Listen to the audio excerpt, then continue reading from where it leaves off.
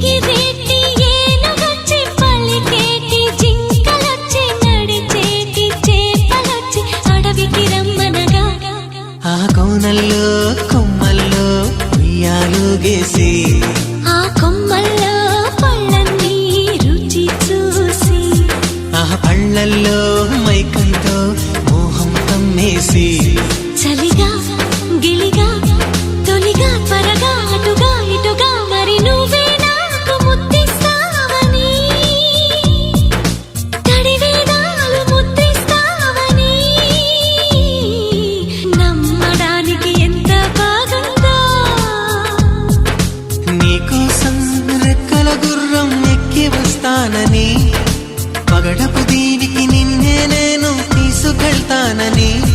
ఇక ఏ నాటికి అక్కడే మనము